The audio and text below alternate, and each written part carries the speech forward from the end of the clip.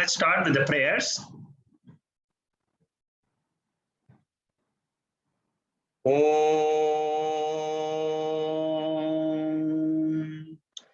Sahana Bhavato Sahanau Bhunaktu Sahaviryam Karavavahai Tejasvinavaditamastu ma Viddhishavahai. Om Shanti Shanti Shanti.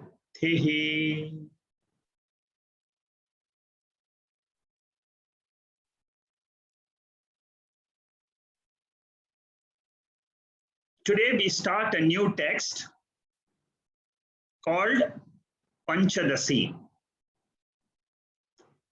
It is a work of Shri Vidyaranya Swami.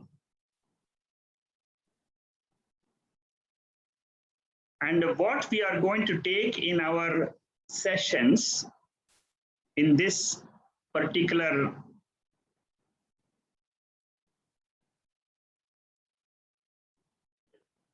context is chapter 10. The chapter 10 of the Panchadasi is called as Nataka Deepa Prakaranam. It is an example of a drama theater where there is a light which illumines the theater. That light is compared to Sakshi Chaitanya. The whole chapter is a description of comparison of Sakshi Chaitanya, which is our own nature, with the lamp in a theater, in a drama theater. So that is the topic which comes in the 10th chapter of Panchadasi. When I announced this topic last week, there were a lot of participants in this Mandukya Upanishad, which we finished last week, who said that they have never heard of Panchadasi. And what is this 10th chapter and why we are not starting from the first chapter? So I decided to devote the first 1 or 2 sessions to give you a bird's eye view of the entire text, so that then you can know where we are, why we are taking the 10th chapter. The reason why we are taking the 10th chapter is because it's a very simple chapter, and it describes the Sakshi Tattvam or the Turiyam, which we did in the Mandukya Upanishad. This chapter explains the Turiyam, the pure consciousness, very beautifully. And it can be finished in about, if you take 4 verses, 3-4 verses, every about 7-8, say in about 2 to 3 months, we can finish this text. So that is the reason, that's one of the reasons I took up this. The second is there was also a request from one of the participants from London for this particular chapter, for this text. And I have not taken this entire text before to my Wednesday group, the study group. I have never taken this text before. And I thought perhaps I will try to take this text, and because I was avoiding the text for a long time, because it takes a long time to do this text. And you will understand why when I give you the introduction to the text proper.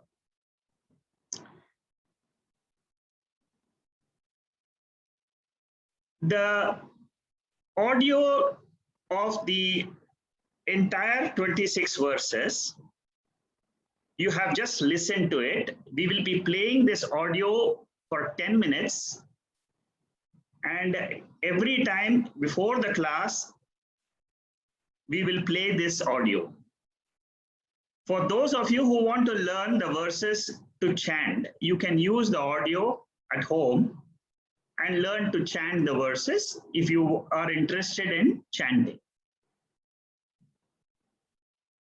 As most of the participants are not knowing Sanskrit, I will be not chanting those verses in the class. I will be giving the meaning. My focus will be on each verse, what the meaning, the content of the verse is. The chanting is done by Swami Tattvavidananda Saraswati. He is from the Shri Vedanta school from Coimbatore.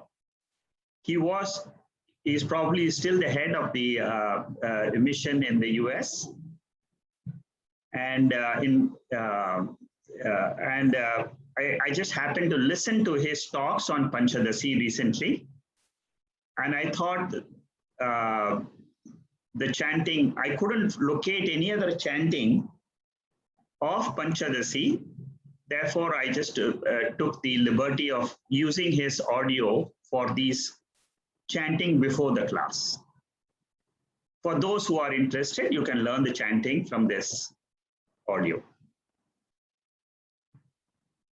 My presentation of the 10th chapter is in the form of notes, which I have prepared basically after hearing Swami Tattvavidananda's exposition on this particular chapter, and also Swami Paramatmananda's exposition on this chapter.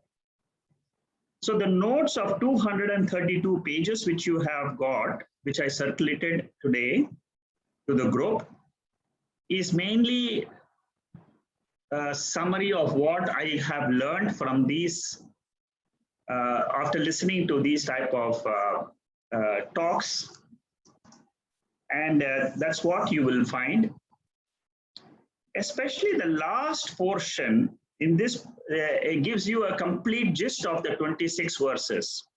For those of you who are interested to quickly know what this 10th chapter is, from page 227 to page 233, that is the summary. And the 5th topic of this chapter is very, very beautiful. It's a dialogue between Sishya and the Guru. And how does this dialogue end? You can see that is a very interesting portion. So basically, you have the study material. That means you have the notes, which I will be following in these sessions. About 200 pages of notes are there, which I think I might take about maybe 12 sessions. But before we get into the actual chapter 10, today what I want to do is try to give you a summary of the entire text. It's a bird's eye view. It is not in detail.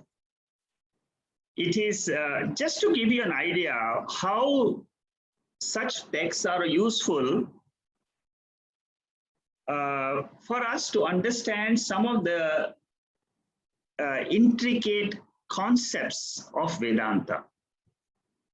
See, Upanishads gives us the knowledge that my nature is awareness, consciousness. And it gives certain background material of how to realize this. But many students, and the same thing happens in the Bhagavad Gita also, and the Brahma Sutra is basically to remove the doubts of the Upanishads. Wherever there are some major doubts in the Upanishads, those verses are discussed in the Brahma Sutra. In the Bhagavad Gita, which is the essence of the Upanishads, it also presents the grand picture of the universe. Many students, we all find that the picture, the vision of the Gita or the Upanishads, we find it difficult when we try to apply that knowledge to our own nature. Even though the Upanishads are trying to reveal our nature, we are totally focused on the sense of the self, which we draw from the body awareness and the mind awareness. And we are not able to look inward into the awareness aspect itself. See, that is where the difficulty comes in realizing the truth in our own mind. So, a lot of acharyas, teachers of the Bhagavad Gita and the Upanishads, have commented and have drawn out certain methodologies of applying the knowledge of Upanishads so that we can also learn our nature to be awareness, consciousness. Many acharyas have done this. They have come out with different texts also. They have used different prakriyas, methodologies, to explain and for us to realize the truth. One of the greatest acharyas is Vidyaranya Swami. Another great, these are all post-Shankara acharyas. They all, for example, Vidyaranya, I am told, somewhere I read that he was the head of the Sringeri Mutt from year 1377 to 1386, almost 835 years ago. So an acharya who has taught the Atma Vidya 800 years ago, where there was no internet, no WhatsApp, no mobile, nothing. 800 years ago, how did he convey the teaching of the self to the students? Is brought about in this text. And it's a very beautiful text. The only problem with this text is it takes a long time to study this text. If I were to start explaining verse by verse from chapter 1 to chapter 15, it would probably take me 2 full years or 3 years to complete the text. Like the Bhagavad Gita, which consists only of 700 verses, it takes almost 1-2 years to study all the 18 chapters. Those who are interested in understanding, learning, there is a very nice book which is printed by Ramakrishna Mission. It's available in many stores. You can Google and find out. The text is available. If you're interested, I can send you the address and so on. Coming to the presentation of this summary. Now, this summary which I have prepared here is only a very, very broad outline of the entire text. For those who have never studied Panchadasi, this will be useful. Like, for example, if somebody were to give you the broad outline of Bhagavad Gita, 18 chapters in 1 hour, how will it be? Almost all of you have heard the Bhagavad Gita. To congest the 18 chapters of 700 verses in 1 or 2 sessions, you can imagine what difficulty one has to prepare and also to understand. Anyway, we'll do our best. Let's see how we can all try to get a glimpse of the 15 chapters. After this, we will focus on the 10th chapter. Now, the first slide here gives us the names of the chapters.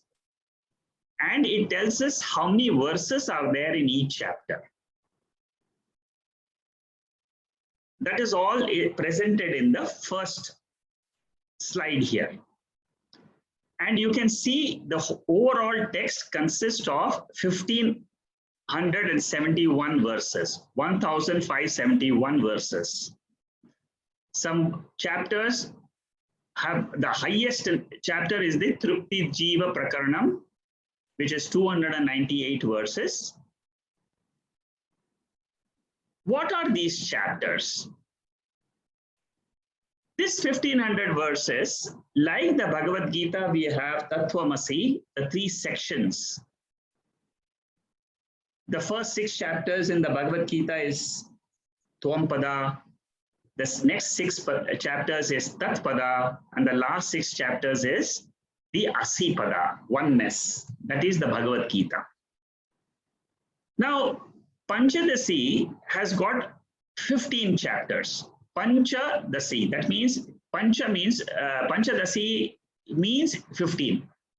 In Sanskrit, Panchadasi means in 15. So the text has got 15 chapters. The text itself is called as Panchadasi. There are 3 broad sections in this 15 chapters. Now, the unique thing about Panchadasi is that each chapter is independent, can be independently studied. They are not interconnected like the Bhagavad Gita or the Upanishads, which we find, Kathopanishad, there is a lot of interconnection in those texts. But here, each chapter can be studied independently because it deals with a certain aspect of our study to know our real nature.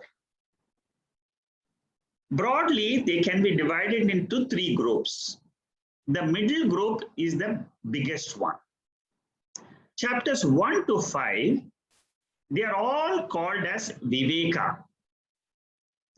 Viveka Panchakam, that is the first group. The second group is called as Deepa Panchakam. And the third group is called as Ananda Panchakam. A lot of you might have already guessed that this means we are talking about Sat, Chit, Ananda, which is the real nature of our own self. The first 5 chapters, they talk about Viveka between what is real and what is unreal. Real means the consciousness, and unreal means the 3 bodies or the 3 states or the 5 koshas. So in the first 5 chapters, the main topic is differentiating our real nature, which is awareness, with what we perceive today to be ourself, which is our body, which is our 3 states of experiences or the 5 koshas. And the names of the chapters is Tattva Viveka Prakaranam, Kosha Viveka Prakaranam, Bhuta Viveka Prakaranam, Advaita Vedanta Prakaranam, and then there is a beautiful chapter called Mahavakya Prakaranam. So these are the first section. Second section is concentrated on the Chit aspect. Deepa. Deepa means light. Chit means the light of consciousness, the light of awareness. So Swami Vidyaranya has conceptualized the presentation of Satchidananda in 15 chapters in this particular way. So the second section is full of what is that light of awareness. And the titles are Chitra Deepa Prakaranam, Trupti Deepa Prakaranam, Kutastha Deepa Prakaranam, Dhyana Deepa Prakaranam, Nataka Deepa Prakaranam. The 10th chapter which we have taken up for our study is this Nataka Deepa Prakaranam. This is where we are going to focus on. Then the third section is Ananda Panchakam. Ananda means our nature is pure bliss. And the focus of this section is on the bliss aspect of our nature. How can I realize that my nature is not sorrowful, but it is blissful? That is what is the third section. And the chapters are also called as Yoga Ananda Prakaranam, Atma Ananda Prakaranam, Advaita Ananda Prakaranam, Vidya Ananda Prakaranam, Vishaya Ananda Prakaranam. So this is how the 15 chapters are divided. Generally, it is told that the first 10 chapters are authored by Swami Vidyaranya himself. In some of the commentaries of this text, it has been said that the last 5 chapters are added by his guru, Bharati Tirtha, who is also, we don't know who is the author of Shri Viveka. In some commentaries which I have read, they say that Shri Viveka is written by Swami Vidyaranya. In some other commentaries, it has been written, it is written by his guru. You see, all this has happened 800, 900 years ago, when there was no means of communication like what we have today. Today, we can store all this into a small chip. The entire Mahabharata, Bhagavad Gita, all that it can be today stored in a small chip, and you can have classes, 5,000 classes, 6,000 classes, all in one small chip, computer chip. And we can store it in the iCloud, and then we can retrieve it and listen, and so much. The world has changed completely. Nevertheless, what we are interested in is what is the content of these chapters. I will now give you a synopsis of all the 15 chapters. For the first 10 chapters, I will give you one sheet or one or two sheets each. For the last 5 chapters, it will be grouped together, and I'll give you a synopsis. The first chapter is called as Tattva Viveka Prakaranam. This bird's eye view will help you to understand the depth of the text called Panchadasi. There are 65 verses. The first section is Upodghata, which is introduction, and the last section is summary, which is called as Upasamhara. In between, we have 3 sections, which is the Vedanta Sara. What is the essence of Vedanta? What is the Karanam, Samsara Karanam? And what is the Moksha, means of Moksha? So very beautifully, in the first chapter itself, Swami Vidyaranya presents the overall essence in the first chapter itself, that our nature is Satchidananda Swarupa. But I am not able to realize this because of samsara problem. What is the meaning of samsara? Samsara means the thoughts which are covering the nature of bliss. I have a very, very different structure to myself. I'm not aware of that. I am the awareness consciousness, totally different from the body, totally different from the mind. But I am looking at the body and saying, I am the body which is born. Then I make a superimposition, which is called as adhyasa. And I say, I am born. I am sick. I am sorrowful. That is what is called as samsara.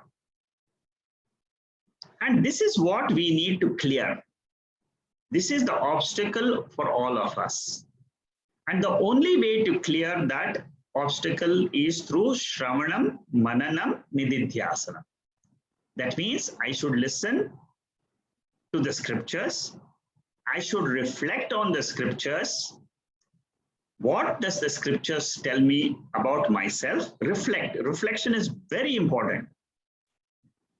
Reflection means I think in my own mind, oh, I am not this body. I am not the mind. Then who am I? I am the awareness. How do I realize this awareness? I have to purify the mind. If I have to purify the mind, how can I change my lifestyle? I should do some meditation, do my work according to how Karma Yoga tells me in the Bhagavad Gita. Then I should drop my habits of thinking that I am the body. This is the methodology, the means for moksha. So, in the Tattva Viveka Prakaranam, the first text here, it talks about what is real and what is unreal. Exactly like the Tattva Bodha, it talks about the three sharirams, the three bodies, the three experiences of life, which is the waking, dream, and sleep, and the five koshas. So the expansion of Tattva Bodha is in the first 5 chapters. That is the synopsis of the first chapter. The second chapter is called as Panchabhuta Viveka Prakaranam.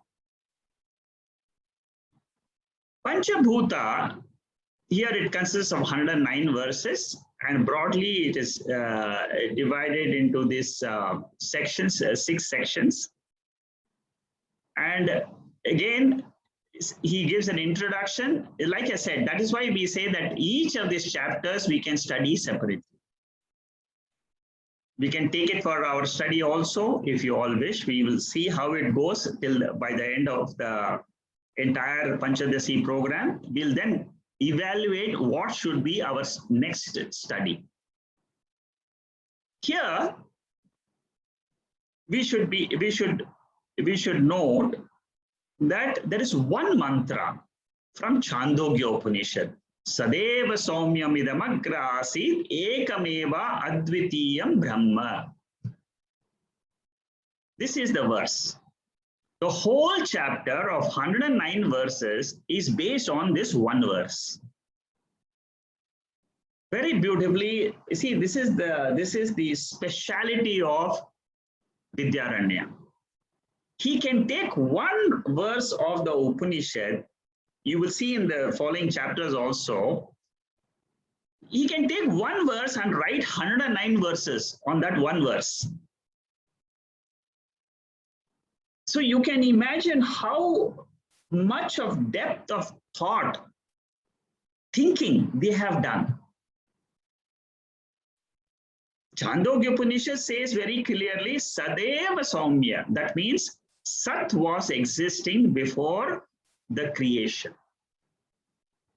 Sat means the pure existence. That means what I see today before my eyes, the whole world, before this was created, the whole thing was in an unmanifest form, in the form of pure existence. And the same is called as Advitiya. Advitiya means there was no second. It means that Sat principle was non-dual. That means there was nothing else apart from that pure existence and pure consciousness. You all may wonder, is it possible that there is something like that? Then the question is, the Guru says, can you see or can you imagine who are you in your sleep state? You are the pure Sat principle. You are the pure Chit principle. You are the pure bliss. At that time, there is no world. So our sleep state is an example of the Sat which existed before and it also exists now. Because it is a changeless principle. That is the only thing which is not changing. The whole world will change, but this pure awareness will not change. Therefore, the Upanishad tells us, look within you and realize that pure being, which is changeless, is your nature. And then in this chapter, Vidyaranya analyzes the Panchabhutas. That means he analyzes all the 5 elements, removes the 5 elements and says the body is made up of 5 elements, but the observer of the body is not made up of 5 elements. It is this consciousness. So the main thing is Chandogya Vakya Vichara. That is for 40 verses, 44 verses are there. That is the main gist of the second chapter. And it also discusses, whenever we discuss the world, always we discuss Maya. Maya means it is something, it is a power. This awareness has a power. And the power has got 2 functions. It can cover the original nature of Satchidananda Atma. And second is it can project something totally different.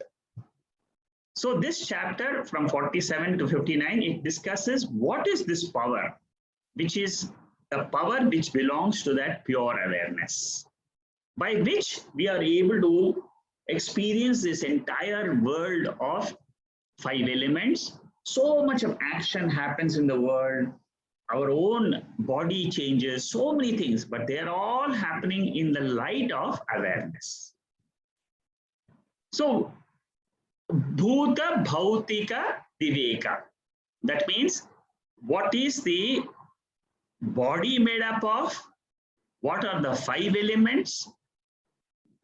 What is the world of objects which is made up of 5 elements? And what are the 5 elements? That is what is the essence of this chapter. It tells us you learn to have the discrimination between the 5 elements and the observer of the 5 elements, which is the consciousness principle.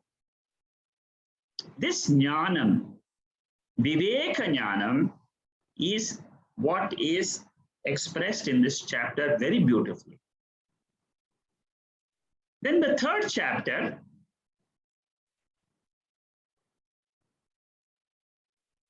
is called as Panchakosha Viveka. See, all of you are very familiar with the 5 koshas. And it is being said, the 5 koshas, this is, you see, when we describe 3 sharirams or 3 bodies, that means gross body, causal body, subtle body. Or we describe the 5 koshas, you know, the Annamaya kosha, the Pranamaya kosha, the Manomaya kosha, Vijnanamaya kosha, Anandamaya kosha. All this we have studied in the Tattva Bodha itself. In this chapter, that one verse of Tattva Bodha is described in 43 verses. Expansion. And this, now how does he present this? You see, again, in this, you have a conclusion, you have an introduction. Again, it can be studied separately. 7 topics are there in this, in these 43 verses. In the introduction, he gives you a very beautiful introduction in this. He says that the consciousness or Brahman, the pure awareness, is within this guha, this cave of 5 koshas. At the same time, it is vilakshanam. Vilakshanam means it is immanent, it is there inside, and it is also beyond the 5 koshas. This is the beauty of this awareness principle. One principle we should remember is it is always there. That means it is eternal, immortal. If I know that I am that consciousness, if my mind can understand the nature of that consciousness to be separate from this body and the mind, then I can own that presence as my nature. So a bit of a logic is used in this chapter, reasoning. See, normally in order for us to understand, first you have to listen. That is what is Shravanam. In the Mananam stage, in the reflection stage, when we are trying to apply the knowledge to ourselves, a lot of doubts will come. How can I be awareness? When I think, when I know that I am born on so-and-so date, where was awareness before the birth of the body? All those questions will come. And then that is where the reasoning part of these type of texts, they help us a lot. See, our intellect comes out with a lot of doubts. In these 15 chapters, you will find that the doubts get cleared very, very fast.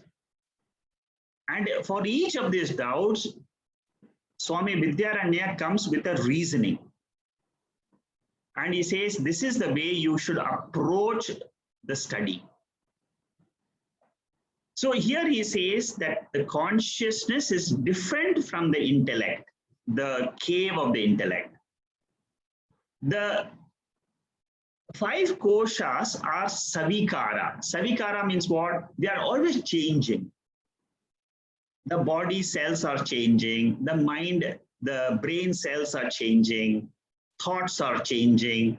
Outside you look at the trees, you look at anything outside, it's a constant change. But the Sakshi, the observer, the pure consciousness never changes. It is located in the 5 koshas as the knower principle. I know the world. I know the body.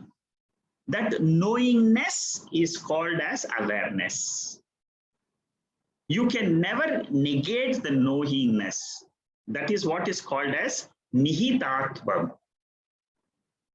Nihitatvam is I can never negate that awareness principle. You try negating yourself. You say, I am not there. You try to tell yourself, it will not be possible, because that knowingness can never be negated. That is that immortal nature. That is the sense of the self. It never goes into non-existence. The description of Atma as the changeless experiencer is explained here. And it is available for claiming at any time. See, because Atma, the awareness is always there, at any time you can close your eyes. I am Atma Brahma. You can tell this very confidently inside your own mind. Then immediately what happens is that sense of self is not attached to the body, but it is attached to the awareness, the consciousness. It's possible. It is only you should learn how to do it. That is why meditation sessions are important, because it helps us to train our mind. Then Satyam, Jnanam, Anantam introduction is given in this chapter. There's one incidental topic also. That is the essence of the 3rd chapter. The 4th chapter is called as Advaita Viveka Prakaranam. Again, introduction and conclusion is there. And then, what is Dvaita? See, what is Dvaita? You see, the Dvaita means what? I am the body and I am the experience of it. I am living in this world. The world is different. I am different. The individual is different and the world is different. That is what is called as Dvaita. And this Dvaitam can be experienced in two ways. One is Jiva Dvaitam, that means, and the second is Ishvara Dvaitam. The creation of the Jiva, Jagat, as a separate entity, how does it happen? How do we experience this? How can how can I learn to drop this Dvaitam in my own mind? By analyzing whether the joy and the sorrow, is it a part of myself or is it a part of the world? Analysis of this. See, all of us, we all experience sorrow. Experience sorrow is not, it is experienced. But how? It is experienced in the mind. So whenever the mind is present, Dvaitam is there. In sleep, is there Dvaitam? No. I alone exist as Advaita principle. So by knowing this Brahman, or by knowing this pure consciousness, I can remove the impurities in my own mind. When I remove the impurities, the projection of the mind, which is basically the cause of Dvaita Prapancha, that means my mind is projecting what is not there. It is something, that is what is called as Maya. See, when you try to go deeper into the subject matter of Maya, you will invariably come to your mind. And you realize that it is my mind which is which is the cause of the entire sorrow. Not the sorrow which exists in the world, but it is the mind which projects it. And in this chapter, the emphasis is on how can I purify the mind by Viveka. There are 5 methods which are given. That means you understand clearly, is the mind the problem which is giving the thoughts of sorrow, or is there a sorrow in the external world? How to clear it? That is by one method which is given is Viveka method. Second method is Pratipaksha Bhavana. Pratipaksha Bhavana means, suppose you keep on thinking about your body and say, my body is sick, my body is sick. You know, you keep on thinking about it. So what this particular chapter teaches us is, you create and you bring in an opposite nature of thought. Tell yourself that it is not, I am not, the body is maybe sick, the body has got pain, physical pain, it has got a disease, it is old, but I am not old. I am the awareness. I am ever fresh. And then what happens is, this is called as Pratipaksha Bhavana. Then Sankalpaha, this is another method. Sankalpa means you take a vow that in future I'm going to drop this idea. I'm going to drop this idea that so and so is the cause of the problem. I'm not going to think about it. That is called as Sankalpa, method of taking a vow. Satsangaha. Satsangaha means I will join such classes where I will study more about the spiritual part about myself. These are the methods of purifying the mind. The 16th and 17th chapter of the Bhagavad Gita is fully devoted to the purification of the mind.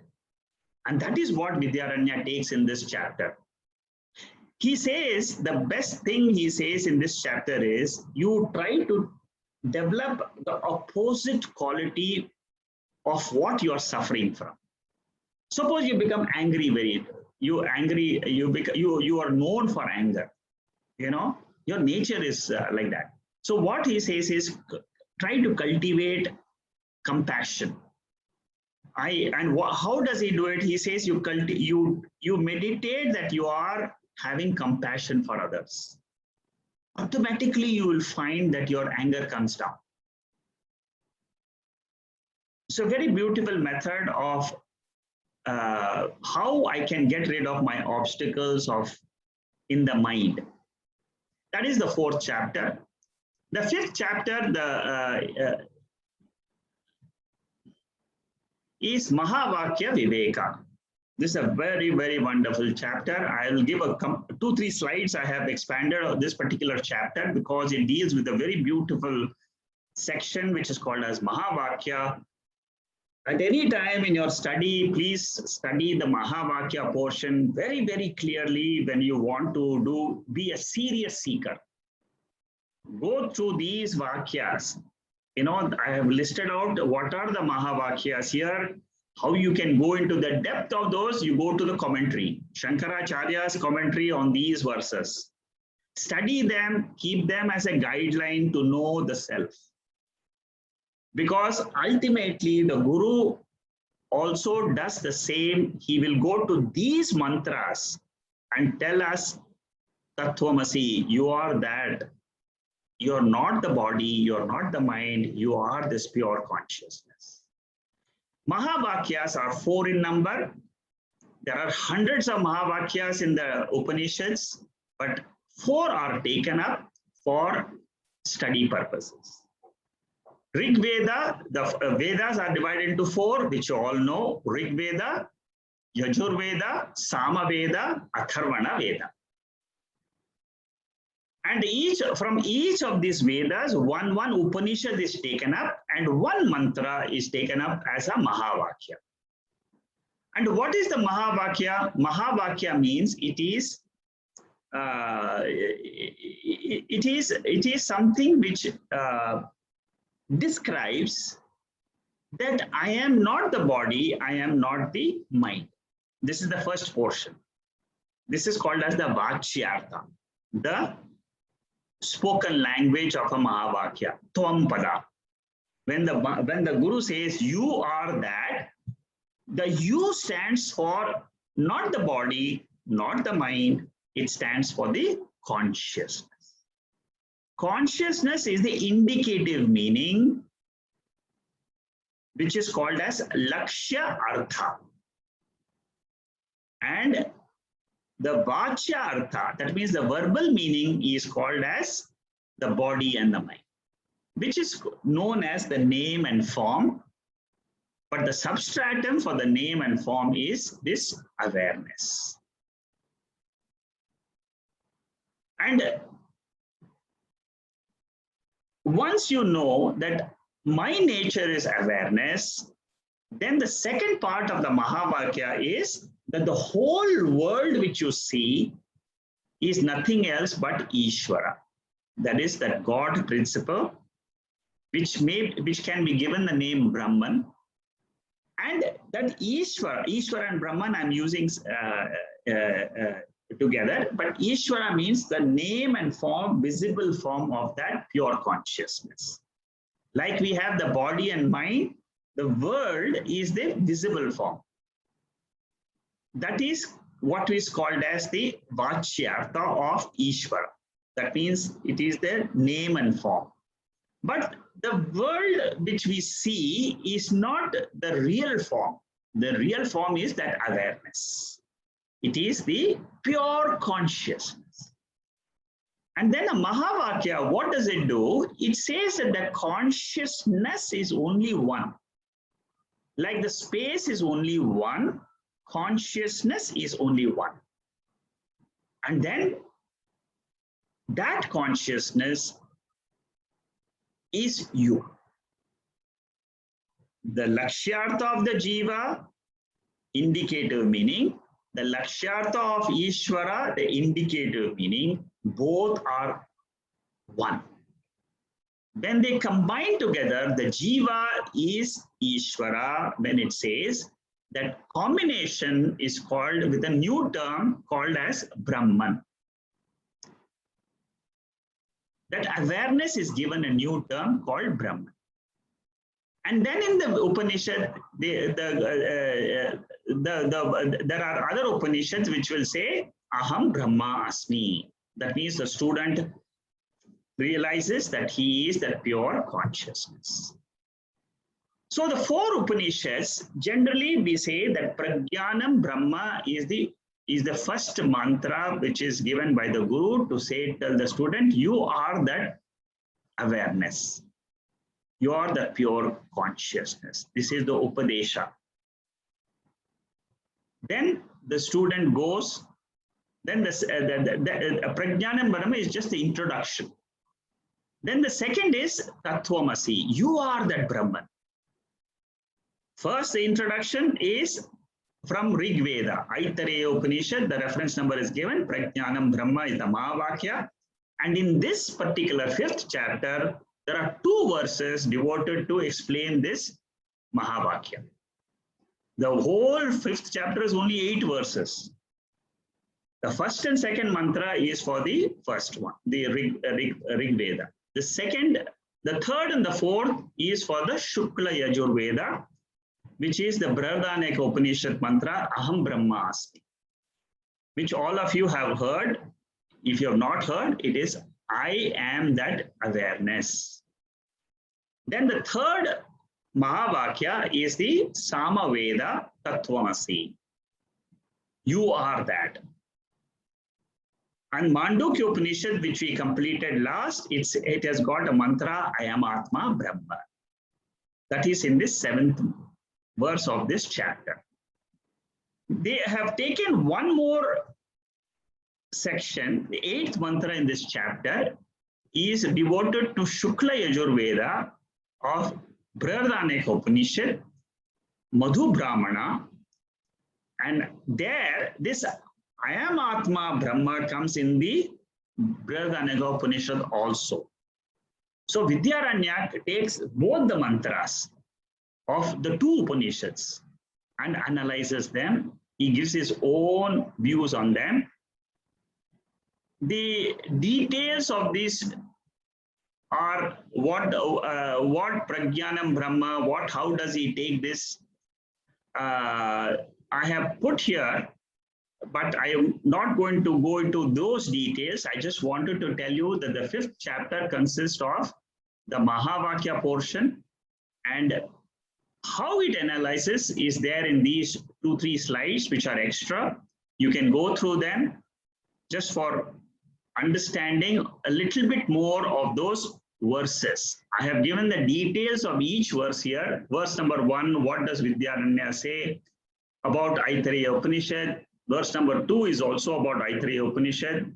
Verse number 3 is about Aham Brahmasmi. And the verse number 3 and 4 is Aham Brahmasmi. 5 is Tattvamasi. Aham Brahmasmi comes again because it is from another Upanishad, Brihadaneka Upanishad, in 6th mantra. Then I am Atma Brahma is there, 7 and 8. So that is what is the Mahavakya portion. When we do the Mahavakya chapter 5, sometime I would like to take that because it's a very important chapter. It gives us a little bit more depth into the realization of that pure consciousness. If you look at the 15 chapters, I would say, in my opinion, the chapter number 10 and chapter number 5 are very, very important. Then the 6th chapter is 290 verses. It is called as Chitra Deepa Prakaranam. This is where the 2nd section starts. That consciousness is explained, and this consciousness here, the technical terms are used, like Kutastha, like Adhara. What is Adhara? What is Abhasa? These are all technical terms which are used here, and to explain the consciousness, the nature of consciousness. And what are the misconceptions of this consciousness? That is also taken up in this chapter. It's a very rare in the entire literature where Brahman and Ishvara Viveka is taken up. What is the Viveka between Brahma, the pure consciousness, and Ishvara, the Saguna and the Nirguna aspect? And then it goes very deep into that aspect of Sakshi, Kutastha, and all those technical terms are very is well analyzed in this 6th chapter. The 7th chapter is Tripti Deepa Prakaranam. And you see, all these chapters, if you see, the second group is all dealing with the Chit aspect. The first 5 chapters talked about the 3 good, the 3 sharirams, the 5 koshas, and all that. And here, 7 stages of spiritual journey is explained. Sapta Avastha. Many people in the past have asked about the Sapta Avastha. What are the 7 stages of a jiva when he travels this path of spirituality? What are the stages which he has to go through? And each stage, what is the benefit? So after having these 7 stages, why would he desire anything in this world? There is one Brihadaranyaka Upanishad mantra, Kimichan Kasya Kamaya. That means, why would a jnani desire anything if he knows that the whole world is ultimately in this consciousness and I am that pure consciousness?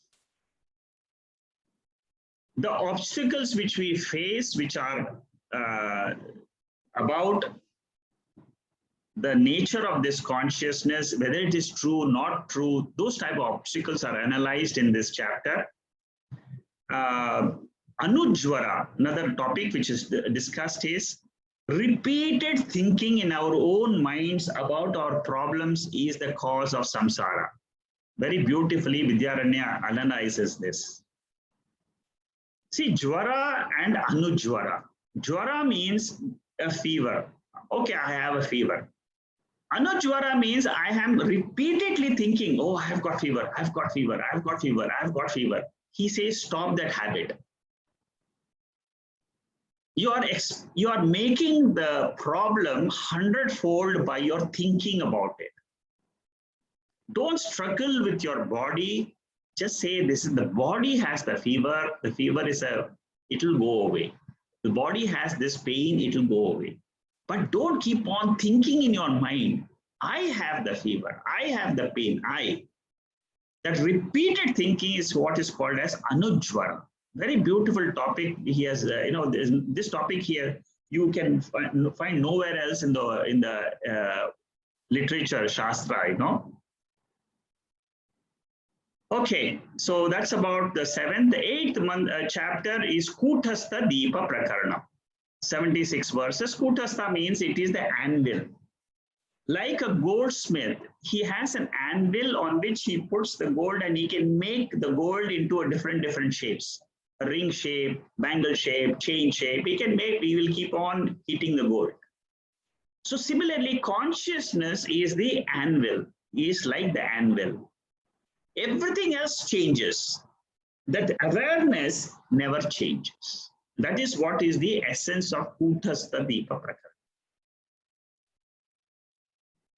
So we learn what is the meaning of reflection of consciousness in this body, Chidabhasa. We always use reflection. So this particular chapter talks about the Kutastha, which is changeless, and the reflection in the body of that consciousness, how that reflection gets attached to the body and thinks that I am the body. This is the error we all make. This body is nothing else but a reflection of that pure consciousness. We learn to drop the reflection and say, I am the original face. The original face nobody can ever see. It is the subject. It is not the object. Ninth chapter is Nataka Deepa Prakaranam. It's 158 verses. Dhyanam is mainly to remove our wrong ideas. And here Vidyaranya has got a very different approach to it. There is a real wrong idea and there's a fake wrong idea. I'm not going to the depths because it will take a long time for me to discuss that, but just to give you an idea that all our ideas that I am this body is only a notion in the mind. It has to be replaced by I am consciousness. Deliberately, we have to do the avritti. Avritti means repetition. I am free. I am ever free as this pure consciousness. And that body is false. It is there, but it is teaching me about consciousness. The Lord has given me this body and mind to know my real nature. That is how this whole Nataka Deepa Prakaranam is analyzed, and a very beautiful chapter. I have got many notes on all this in the website. Each of these chapters is expanded. Notes are available, but explanations will be required to make things clear. The ninth chapter, that is what is the ninth chapter was the dhyana portion. The 10th chapter is what we are going to study. Nataka Deepa Prakaranam. I will give you the introduction of this whole thing next week when we start the actual study. At that time I will talk about this summary of this whole chapter. The chapters from 11 to 15, 429 verses are there. They are all talking about Ananda. Ananda means what is the difference between the happiness or the bliss of Atmananda? How is it different than the Vishaya Ananda? Vishaya means object. You see, Ananda is happiness. This whole section, 5 chapters are devoted to analyzing what? Only one topic.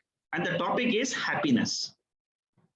How happiness is experienced by us. What is Atma Ananda? Which is Advaita Ananda or Vidya Ananda? And how is it different than the Vishaya Ananda? That is the essence of the chapter. 5 chapters are devoted to analysis of happiness. And what he says is that the object's happiness which we experience is only because the contact of the mind with the objects. Whenever the mind is there, it contacts through the sense organs, the objects, and you derive a happiness from the objects. But that is not. It is not the real happiness of the objects. It is our own happiness which is reflected on the objects. And that is what is analyzed in these 400 verses. Taittiriya Upanishad has got 4 or 5 verses on the gradation of Ananda. Those who have done Taittiriya Upanishad will remember, but the same Taittiriya Upanishad verses are analyzed in this section. So that was a short summary of all the 15 chapters. I will start the next week, the chapter 10, which is called as Nataka Deepa Prakaranam, the lamp of the theater. This is a short section, a short chapter, but I have given you a gist of the entire 15 chapters today, which consist of 1,571 verses. These are the titles of the chapters. These are the number of verses. This is the broad guideline of what this Panchadasi is. Very broad guideline. For those who have done the Upanishads, you will find that this study of Panchadasi is an advanced study, because this will help you to understand the Upanishads also better. If you have done the Upanishads, very good. You will find Kutastha, Abhasa, reflection, all the technical terms you will find analyzed here. So Panchadasi is one of the texts.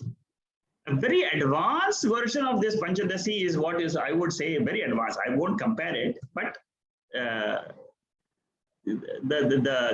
PhD of the entire Vedantic study is the Vicharasagara. That is where you have 555, about 500 topics are there. All the Advaita topics are discussed in that. Here you will find some of the topics, but there you will find all the topics. Here, that Vicharasagara is written by Nischaladasa. Nischaladasa is only 150 years ago he wrote that text. But he has, this text was written 800 years ago, 850 years ago. So the time gap, the time scale, you see, you can see how Vedanta has improved, or techniques of explanation of the Vedanta has grown over the period, over all these years. And new methodologies will come up also in future. So next week, we will start with the 10th chapter, which is our study. With that, I will close today's session.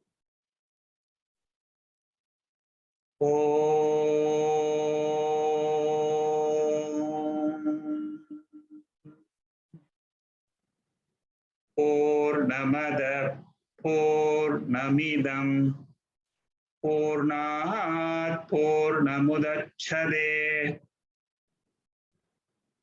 Purnasya Purnamadhaya Purnameva Vasishyade. Om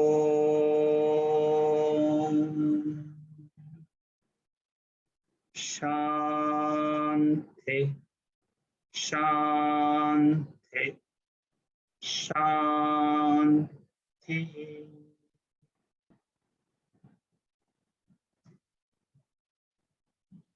If you have any questions, you can ask me now. Yes, Shama, I know you will be the first to ask. Thank you. Yeah, thank you so much. It's the most wonderful, what a curtain raiser you have given before. Now it's hard to wait for 1 week now. Yes. Yeah.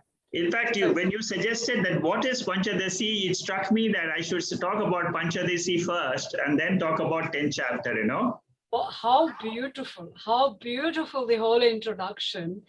And and I just will finish with that, that it is so, to me, it appears, the introduction that you have given, it appears that it actually is so rightly in the right place, in the sense for a spiritual seeker, that you actually have, to me, it looked like it has all the elements of Tattva Bodha, Atma Bodha, of course, the Upanishads. It's more or less, to me, it looks like it's such a wonderful manual that Yes. it would be so extraordinary, so rather than going to do the PhD straight, yes, this is completely in the right place. yes. So I was going to ask you that let's do this 10th chapter, but in a due course, probably I would really, really like to request, because it looks perfectly just the way the chapters are there. Yeah. You know, you feel it actually just how a spiritual seeker will ask all the questions and all that. Yeah, it's It very just well comes- structured. You see, it's got the Viveka of the real and unreal first, so that your Yeah. mind is able to understand what the basic problem is, you know? Yeah. And So then even if it takes 2 years, even Yeah. if it takes 2 years, I think that would be so, so wonderful. I don't know. Let's see what the others say. Yeah. We will wait till the end of that this 10th chapter, and then we'll decide. Maybe next year. Yeah. We'll Yeah, see. that will be- We'll see how the interest is there of the other members also. Let's see. And if you just allow me only 1 minute, I Yes. just wanted to share that as to just a little dream that I had just today, in the early hours of the morning, you know. Yes. And that is about how I'm walking with a friend of mine, which now I feel probably the friend is only my little self and of course my real self. So the two of us almost. Now I think, this is after listening to your talk, I feel, because I don't see the form of that other self. So there were two selves, but I know it was my friend. So Yes. we both were walking along, and suddenly I see this little self of mine, just, you know, it's like a complete big ditch, you know, big ditch. But this curious self, you know, the little self who's always so curious, Yeah. she decides to go inside this little self to examine, you know, for no reason, just to Yeah. examine. And of course, sure enough, suddenly there is this huge landslide, because it's all mud, you see, this Dutch. And she disappears in this. And this big, for a moment, like there is a big shout, I'm calling out for the ambulance and this and that and all. And then there's this bigger self, you know, this friend is saying, it's okay. That's really what should have happened to you. If you go after the mud and ditch and curious about this and that, that's the right end for you. So that's all right, you know. So came out very peaceful at the end of it, after making all the panic. Yeah. So to me, what it looks like, the Vedanta. So the learning from that dream is, Vedanta is the rock, is the high rock on which all knowledge stands, you know. So really stand on the rock, and then you may feel free to observe from a distance, but don't go in that ditch, which is all the rest of the knowledge is that ditch. So, and after doing this, I realized that's perfect. Sorry, I've taken too much time. Thank you. No problem, Shama. Thank you. Yeah, Malati, you had something? Namaste. Yeah, tell me. In 50th or 6th chapter, you were talking about the 7 stages of spiritual progress Yes. of Viva. Can you explain on that? Oh, I can send you some notes on that. But today, I can send you some notes on that. But it is very similar to the like how a jiva starts his spiritual journey. That means he doesn't know who he is. He's identified with his body and mind as himself, and then he goes through Shravanam, you know, listening to the scriptures. Then he reflects on the scriptures and clears the doubts. And then the last 2-3 sections, I will have to give you a full gist of it. If you want the depth of it, I'll have to send you some notes on it, because it will take a longer time here. But you know, in the website you have the 7 chapter notes. If you want, I have, see, these for these chapters, I have another 200 pages or something, which is a little bit elaboration on these chapters. I can send you those elaboration on these chapters. Okay. Any particular reason that you choose the 10th chapter? Otherwise, you could have started from 1st chapter itself, no? Yeah, Any particular reason? Yeah, the reason is that it is a small chapter and of 26 verses. It is not a big chapter, you know. I wanted to take something small so that we can apply the knowledge of Mandukya Upanishad. Because you see, we don't know how to experience that light of consciousness in ourselves. And this chapter, and we all experience that light of consciousness in our waking state. You see, that this is a mistake committed by most of us. We think that my eyes cannot see consciousness. In this waking state, how can I see that consciousness? Now, this particular chapter, when we go through the 26 verses, you will understand that the consciousness is not at this level of the perceptual level. It is beyond the perceptual level of what the sense organs can experience. So this particular chapter explains that particular aspect of what lies beyond the senses is this consciousness. And what can illumine that ignorance for us is this consciousness.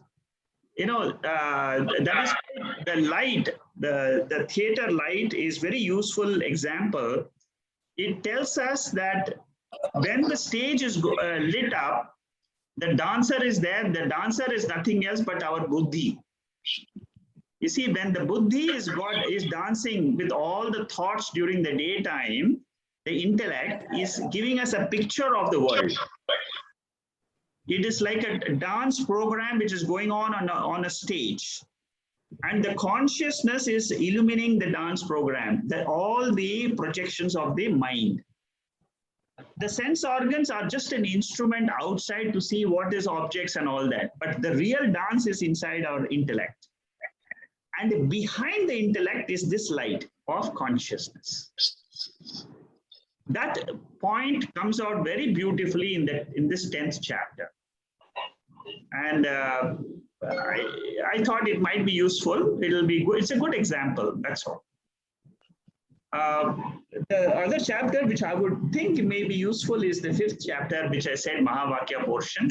Yeah, you know, chapter 5 also will be very good. Yeah. It's only 8 verses are there, like the 12 verses of the Mandukya Upanishad. You know. So once we take this, then we will have a full discussion on the Mahavakyas.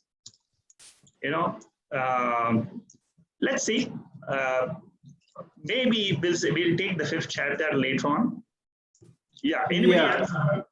I think that chapter 5 also, Sekaji, Mahakavya, that looks very nice actually. Yes. Somebody is talking. Yeah. So that Mahakavya also, it looks very, Panchadasi looks very interesting. Earlier we had not done it. So we are now doing this. So it's pretty good. But 2 chapters, I think, Mahakavya, I just earlier, like what we were discussing, gone through Sarupriyananda's a few classes are there. So that also maybe we should cover it, gives a better analysis and all. And another one I just want, if we can cover regarding the Chitabhasa, there is one chapter is there. Maybe if we can cover that also, it may give a little, I mean, there the Avyakta and the things which are not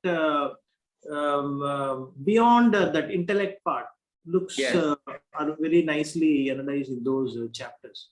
Yeah. So, yeah. It's very nice. Panchadasi looks right in line with what we have done in the Mandukya and all. Okay. Very interesting. Yeah. Okay, Venkatesh. Anybody else has any other things to share?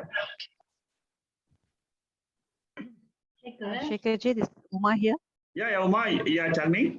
Yeah, Shekharji, in chapter 1 of this same text, I think somewhere around 50 verses 52, 53 onwards, there's this where he talks about, okay, what is mananam, what is nididhyasana, and how important samadhi is.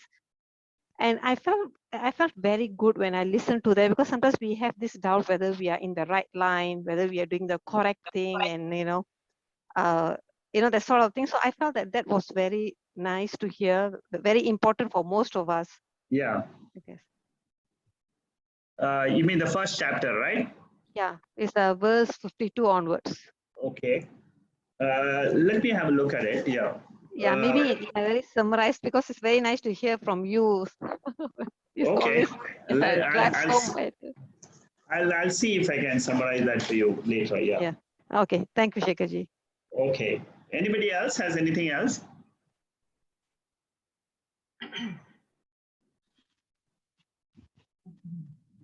Akshay, you were saying something in your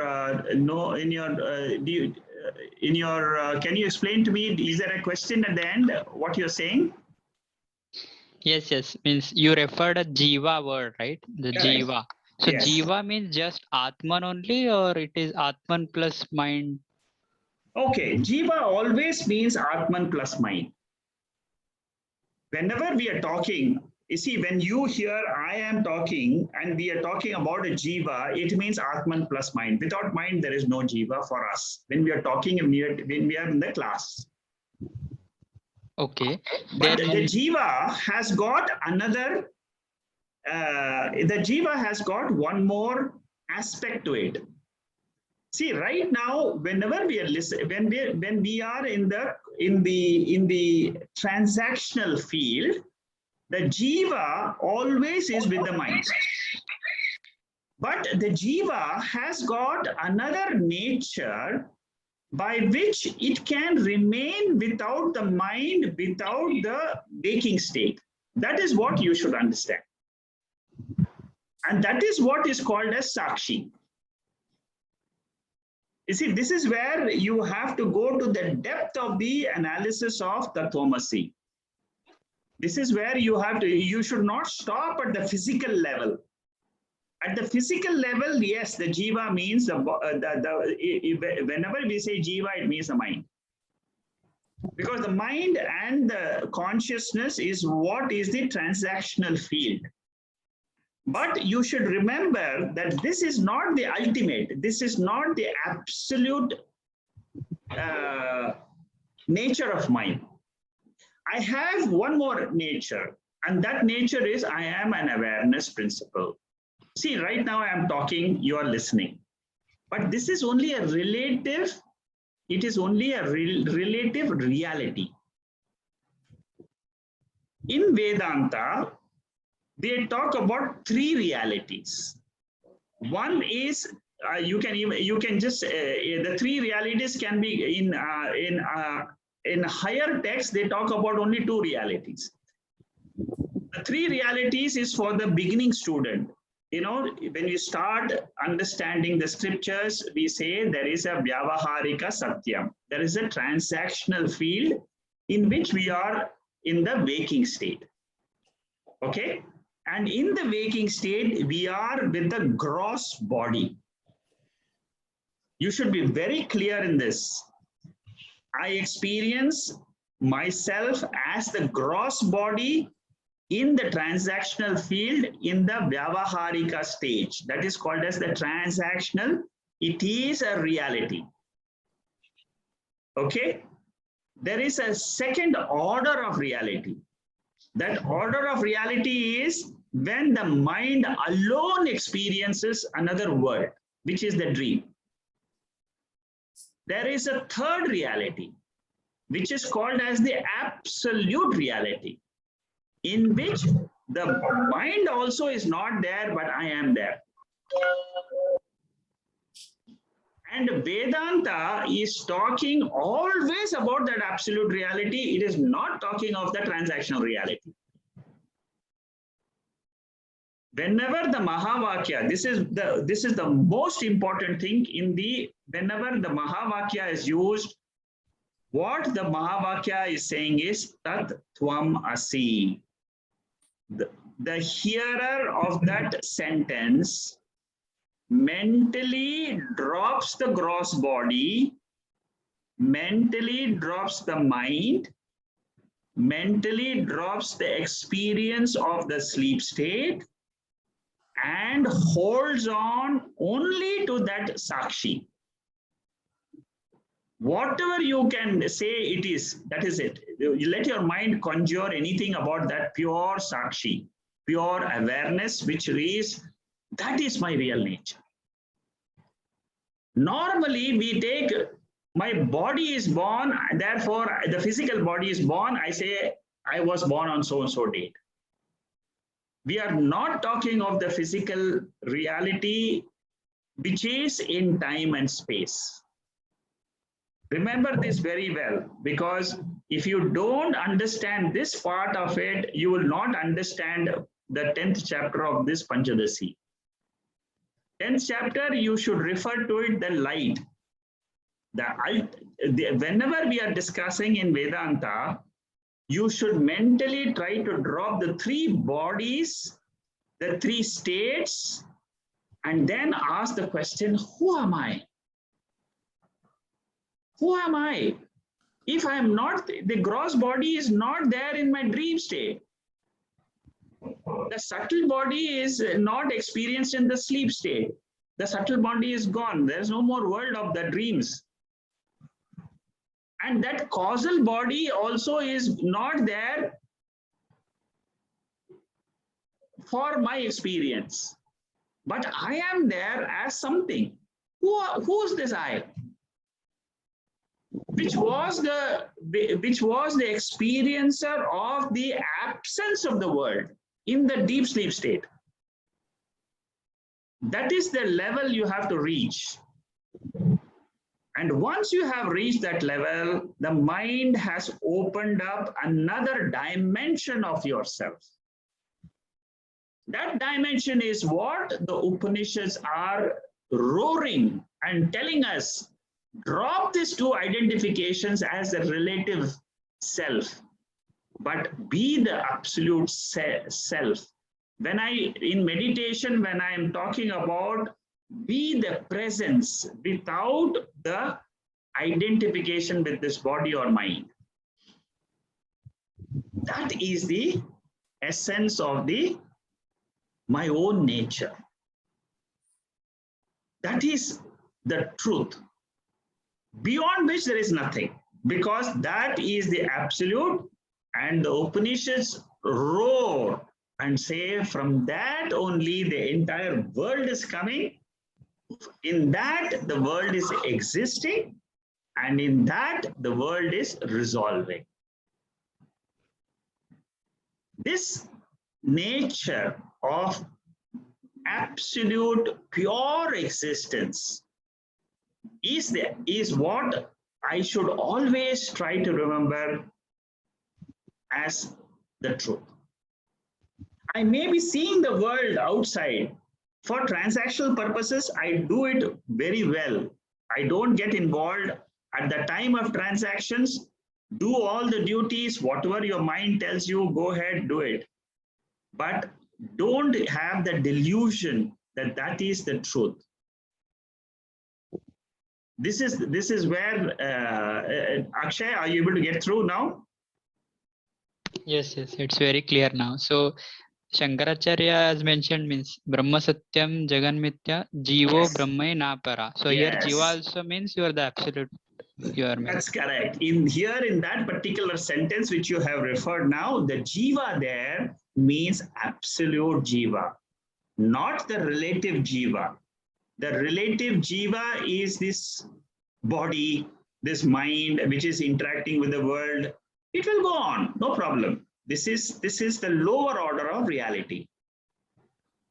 You see, from the dreamer's angle, we say the waking is not there. From the waker's angle, we say the dream is not there. From the sleeper's angle, we say the dream and waking both are not there. So what Shankaracharya is saying is all these three is just coming and going, and this is called as Maya. All the three states is called as Maya, it is called as illusion. Only from the point of the final awareness consciousness level. While you're in the waking state, don't say it is Maya. while you are in the waking state right now, the waking state is real for you. It's real for all of us. Same thing that in the dream state, while for a dreamer, the dream world is real. Don't get confused between the absolute level and the relative level. Okay, anybody else has any other question? So, sir, when a body dies, so Yes. whatever is moving is subtle body, and Atma is remaining there only. Means Atma is all pervading, and it is one only. Yes, yes. One See, Atma only. yes, its Atma remains the same. It is consciousness. It is all pervading. It is eternal. You see, these two words I'm using, but you know, the intellect should be able to grasp this concept of immortality. We are all used to time. Our intellect thinks in the framework of time and space. It doesn't know the existence of timelessness, which is revealed by the Upanishads. Take the light of the Upanishads and throw upon that nature of ours when we are sleeping. Take the light of the Upanishad, take the torchlight and say, the torchlight is telling me, search beyond that deep sleep state, who am I? And then the Upanishad says, in that state, you are pure existence. In that state, you are pure consciousness, unadulterated consciousness, undifferentiated consciousness. There is nothing else except Sadeva Saumyam Idam Agra Asi, Sat. The same Sat which was existing before the creation as God principle, as the pure awareness principle, that still continues as you and me. You and me is only with reference to the body. Okay? But Yes. you and me is not real. That is what it means. There is something else which is holding this you and me. And it is that light which is called as Atma, which holds this. That light is different than the objects. That light is illumining the entire waking state of the mind, the entire dream state, entire sleep state. And these three states are called as Vyavaharika, Pratibhasika, and Paramarthika. Pratibhasika means the dream, projected world. There is one reality is Vyavaharikam in the waking state. Pratibhasikam means projected reality, where only the mind is there. There is no physical body. Physical body has been given to the prana, to the breath. The breath is holding this body in the dream state. The mind has gone into another world of which it has projected. You see, that is why the three states analysis is very important. When it comes to analysis of who am I, don't only analyze the waking state experience.